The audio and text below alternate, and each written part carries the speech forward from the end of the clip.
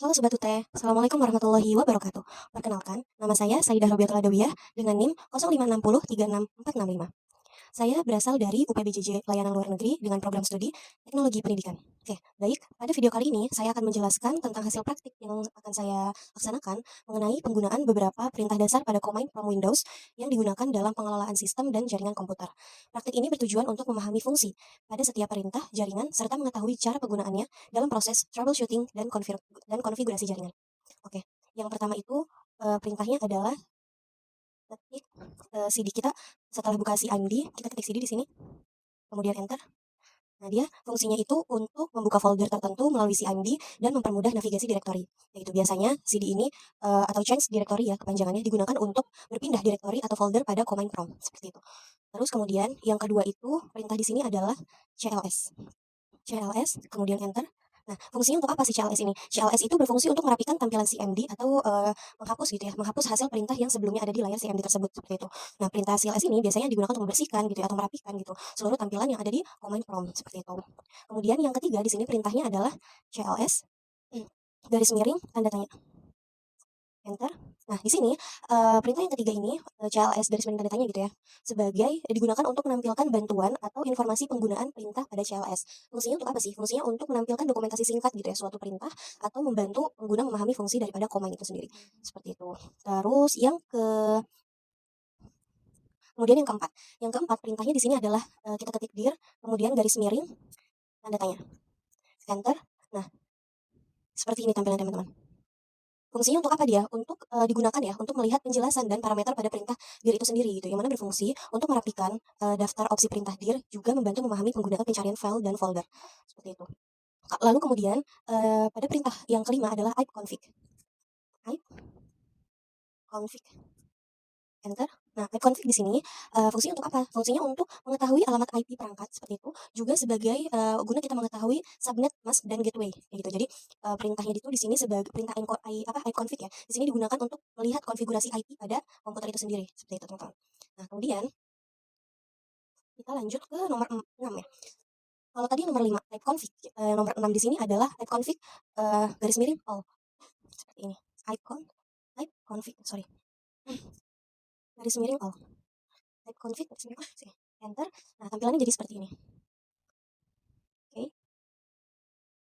Ini gunanya untuk apa? Penjelasan pada ipconfig yang ke-6 ini sebagai guna untuk menampilkan informasi jaringan secara lengkap. Fungsinya di sini menampilkan detail adapter jaringan maupun kita bisa dapat melihat MIC address atau DNS server. Gitu. Kemudian yang ketujuh. Yang ketujuh di sini ipconfig garis miring tanda tanya ya. Ipconfig.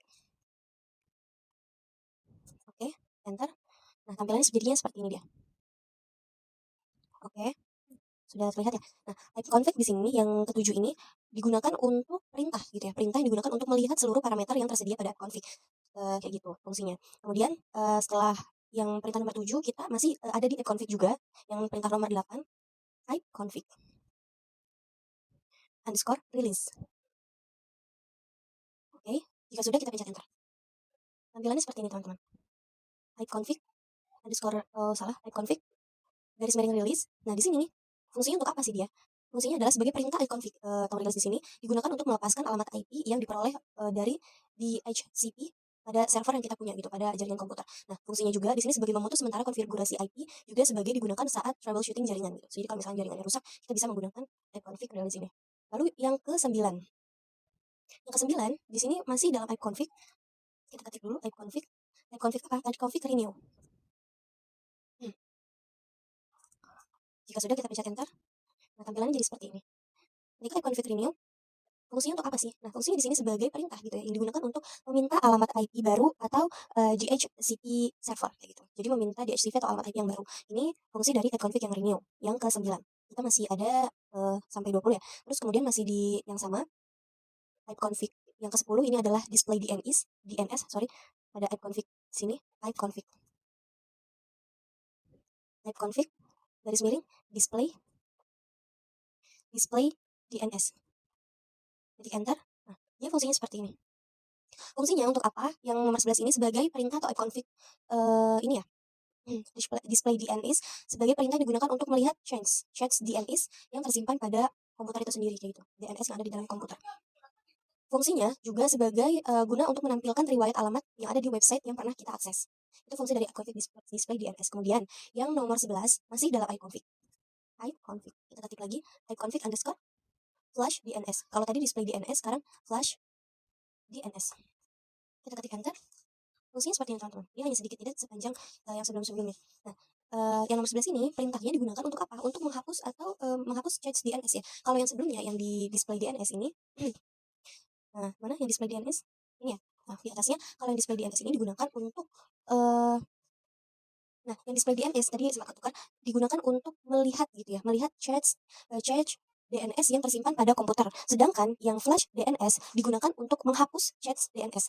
Jadi kalau misalkan yang display DNS digunakan untuk melihat, sedangkan yang flash DNS digunakan untuk menghapus seperti itu. Juga fungsinya pada flash DNS ini digunakan sebagai mengatasi masalah akses website, juga sebagai memperbaharui cache DNS. Selain untuk menghapus, bisa juga untuk memperbaharui cache daripada DNS tersebut. Kemudian sekarang nomor 12 masih dalam iConfig. Nah, type config yang registered DNS. Registered DNS. Oke, registered DNS enter. Nah, jadi dia hanya satu baris saja ya, dia tidak terlalu panjang. Fungsinya untuk apa? Yang registered DNS ini untuk perintah ini digunakan untuk memperbaharui ya, untuk memperbaharui dan mendaftarkan ulang DNS yang ada dalam komputer. Juga berfungsi sebagai untuk memperbaiki juga koneksi yang ada di DNS dan digunakan pada troubleshooting jaringan. Seperti itu. Ini yang nomor 12 atau iConfig dari registered DNS. Kemudian yang 13 ini kita udah selesai dengan segala iConfig di sini. Kita masuk ke ping. Oke, kita ketik dulu ping, kemudian enter. Nah, jadinya seperti ini. Ping ya. Oke. Fungsinya untuk apa? Yang ping ini perintah pada ping di sini digunakan untuk menguji koneksi jaringan ke perangkat atau website tertentu kayak gitu. Itu berfungsi sebagai bisa juga untuk kita mengecek koneksi internet gitu. Atau kita juga bisa mengukur waktu respon jaringan. Itu kita bisa menggunakan perintah pada ping ini. Kayak gitu. Contohnya seperti ping google.com seperti itu. Itu bisa pakai kayak gitu ya. Kemudian yang nomor 14 adalah netstat. Kita ketik netstat. Oke, enter. Nah, jadi seperti ini. Penjelasannya untuk apa? Oke, sudah ya. Dia sempat kita tunggu dulu. Let's trouble. Oke, dia agak loading di sini. Nah, sudah semua. Sudah selesai semua yang property ISP-nya udah stabilized juga semua di sini. Nah, Netstat di sini berfungsi sebagai apa sih? Sebagai kita gitu digunakan untuk kita melihat koneksi jaringan yang sedang aktif seperti itu. Makanya tadi agak menunggu juga. Nah, fungsi di sini Netstat juga berfungsi untuk melihat port yang terbuka dan juga bisa berfungsi sebagai atau guna mengetahui koneksi aktif yang ada di komputer seperti itu. Ini fungsi daripada Netstat. Jadi fungsinya untuk mengetahui koneksi aktif yang ada di komputer. Kemudian yang nomor 15 threshold. Oke, kita ketik threshold. Threshold sudah. Nah, kita ketik enter. Fungsi seperti ini teman-teman. Nah, di sini threshold berfungsi sebagai mengetahui rute perjalanan data maupun mendeteksi jaringan bukan jaringan akan tapi gangguan yang ada di jaringan. Selain mengetahui rute perjalanan data, si threshold ini juga mengetahui atau bisa mendeteksi gangguan yang ada di jaringan data tersebut. Kayak gitu ya. Jadi secara keseluruhan penjelasannya adalah digunakan untuk melacak jalur koneksi menuju alamat tujuan IP kayak gitu ya. Nah, di sini contohnya seperti threshold google.com juga sama seperti yang sebelumnya. Kemudian yang nomor 14 ada pet ping. Nah, pet ping. Kita ketik dulu pet ping. Oke. Pet ping. Enter. Jadinya seperti ini. Nah, pet ping di sini digunakan atau merupakan gitu ya, merupakan gabungan fungsi dari ping dan threshold. Nah, sebelumnya kan itu threshold ya. Kita udah coba yang mana threshold ini? Ini mana threshold? Nah, threshold ini berfungsi untuk melacak jalur koneksi menuju alamat IP. Sedangkan kalau ping yang sebelumnya nomor 13 sebelum netstat. Nah, ping di sini berfungsi sebagai menguji koneksi jaringan ke perangkat atau website tertentu. Nah, gabungan dari ping dan threshold adalah menjadi pet ping. Nah, pet ping di sini pet ping di sini jadi merupakan gabungan fungsi dari ping dan threshold. Fungsinya untuk apa sih dia? Fungsinya adalah sebagai bentuk analisis gitu ya. Bagaimana kita menganalisis kualitas jaringan maupun mengetahui paket loss yang ada di dalam komputer seperti itu. Itu nomor 16 teman-teman. Kemudian nomor 17 ada lookup. NS lookup ya. Kita ketik dulu. Oke, sudah. Enter. Nah, fungsinya dia menjadi seperti ini. NS lookup ini berfungsi untuk mencari informasi dari DNS di suatu domain seperti itu. Juga berfungsi sebagai kita mengetahui IP website dan mengecek DNS server.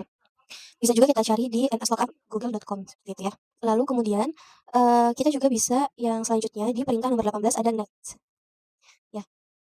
Nets ini berfungsi untuk konfigurasi jaringan melalui command prompt. Nah, juga berfungsi sebagai yang mengatur jaringan, mengelola firewall dan WiFi. Ini sih nets yang ini ya, fungsi daripada nets itu sendiri seperti itu. Jadi dia sebagai konfigurasi jaringan melalui command prompt. Kemudian eh, di nomor 19, route di sini berfungsi sebagai menentukan jalur pengiriman data, juga sebagai bagaimana cara kita melihat routing yang ada di jaringan tersebut. Yang ke-19.